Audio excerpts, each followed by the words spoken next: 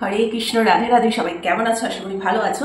So আজকেও আমি একটা টপিকের উপর ভিডিও নিয়ে এসেছি, সেটাও কিন্তু শ্রী শ্রী কৃষ্ণ পুরাণ থেকে। ঠিক আছে, এটার অনেকের মনে এই কোয়েশ্চেনটা থাকতে পারে, তো একদম এই কোয়েশ্চেনের অ্যান্সার কুটিটা কিন্তু এই বইটাতে রয়েছে। তো আমি ভাবলাম যে আমি নিজে যখন পড়ছি তোমাদের সাথে কেন শেয়ার করবো না। সো এই কোয়েশ্চেনটা বহু মানুষের মনে আছে এবং অনেকের মনে থাকে। তো সেই কোয়েশ্চেনটা হচ্ছে, কেন ভগবান হয়েও কৃষ্ণ বহু নারী নিয়ে বৃন্দাবনে রাসলীলা এবং রঙ্গরসে মেতে উঠেছিলেন? এই কোয়েশ্চেনটা সবার মনেই আছে। উনি কেন ভগবান হয়ে বহু নারীর সঙ্গে রাসলীলা করেছিলেন বৃন্দাবনে? আই থিঙ্ক তোমার মনেও আছে যারা দেখছো আমার ভিডিওটা। তো চলো লেট না করে ভিডিওটাকে স্টার্ট করা। ভালো করে শুনবে, আমি এটা করছি, যেটা বুঝতে পারবে না আমি সেটা তোমাদেরকে এক্সপ্লেন করে দেবো। আশা করছি বাংলাতে বলছি খুব একটা সমস্যা হবে না। সো কি বলা আছে এখানে? আচ্ছা, ঈশ্বর যখন রাম অবতার রূপে, মানে কৃষ্ণ যখন রাম অবতার রূপে 14 বছর বনে গমন করেছিলেন, তখন রামের সাথে কে কে ছিলেন? তার ভাই লক্ষ্মণ এবং তার স্ত্রী সীতা।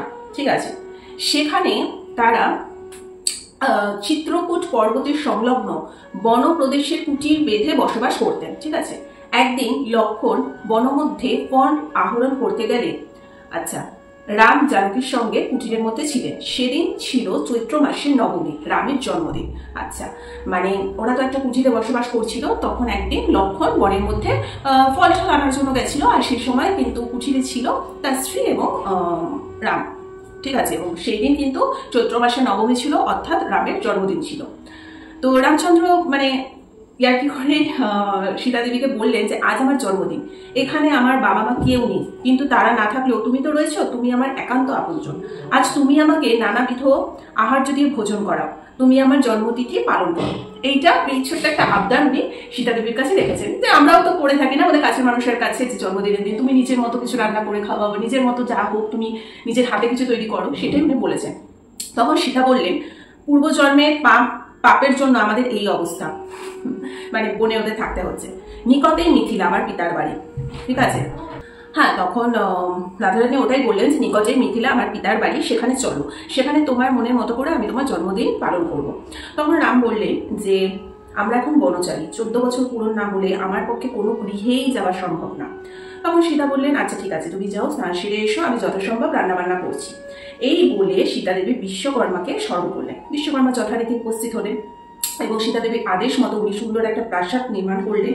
ঠিক আছে, সেখানে অনেক দাস দাসী সমস্ত হাজির ছিল, বিভিন্ন খাদ্য দ্রব্য তৈরি হলো, মানে খাবার দাবার সব। তো উনি রাম যখন স্নান করে আসলেন, তখন সীতার এই অসামান্য ক্ষমতা দেখে উনি তো বিস্মিত হয়ে গেলেন। তারপর ভোজন করলেন তৃপ্তির সাথে, এবং তারপরে ওরা সীতা দেবীকে নিয়ে নিত্য রঙে মেতে উঠলেন রামচন্দ্র। নিত্য চলছে তো চলছেই। এমন সময় লক্ষ্মণ ফল নিয়ে উপস্থিত হলে সীতা লজ্জার সঙ্গে রামচন্দ্রকে বললেন, এবার নিত্য সংবরণ করো প্রভু, লক্ষ্মণ এসে পড়েছে, ওকে দেখে আমার লজ্জা পাচ্ছে। স্বাভাবিক, ওনার লজ্জা লাগছে, সেটা উনি বলে দিয়েছেন রামচন্দ্রকে। তখন রামচন্দ্র বলল, লক্ষ্মণ তো আমাদের আপনজন, ওকে পর ভাবছো তুমি? ও আমাদের জন্য এত কষ্ট করেছে, তুমি এতই বিবেকী না? ওর ত্যাগের কথা তুমি ভুলে গেলে? তো একটা সামান্য কথাতে উনিও ভুল বুঝে ফেললেন যে তার মানে কি ওনাকে পর ভাবছে। ঠিক আছে, একটা মিসআন্ডারস্ট্যান্ডিং তৈরি হয়ে গেছে ওদের মধ্যে। তখন লক্ষ্মণ এই কথাটা শুনে নিয়েছে, এবার শুনে ওনার মনে খুব খারাপ লেগেছে। তখন বললো যে আমার এই সমস্ত আপনাদের মনে ধারণা, তাই আমি আপনাকে অভিশাপ দিচ্ছি যে রাক্ষসের হাতে আপনি গিয়ে পড়বেন। ঠিক আছে, কোনো একজন রাক্ষস এসে আপনাকে নিয়ে যাবে। তাই জন্যই তো সীতা হরণ হয়েছিল রাবণের সাথে। এটা কিন্তু লক্ষ্মণ অভিশাপ দিয়েছিল সীতাকে।